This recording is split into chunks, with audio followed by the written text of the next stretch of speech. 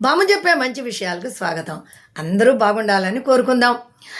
సత్యం, జ్ఞానం, ధర్మం, దయ, శాంతి, క్షమ, ఈ 6 గుణాలు మనిషికి ఉన్నట్లయితే ఉన్నతుడుగా ఉండగలుగుతాడు.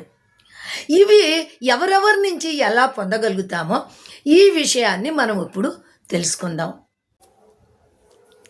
సత్యం మన జీవితానికి జన్మనిచ్చే మూలాధారం.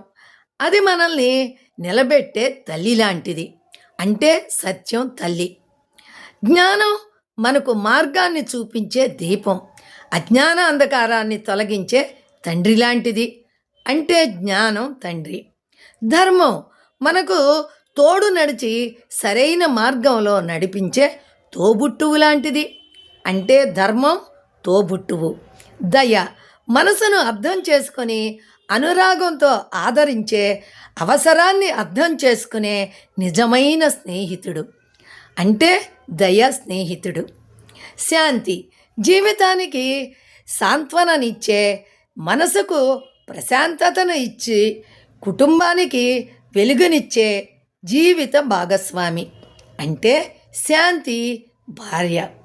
క్షమ మన తప్పులను క్షమించి మనలో మరంత మంచిని పెంపొందించే, మన మనసుకు అనుగుణంగా నడిచే సంతానం లాంటిది.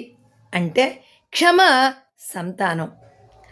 దీని గురించి మన పెద్దలు చెప్పినటువంటి శ్లోకం: సత్యం మాత పితా జ్ఞానం, ధర్మో భ్రాత దయా సఖ, శాంతి పత్ని క్షమాపుత్ర, షడేతే మమ బాంధవా అని.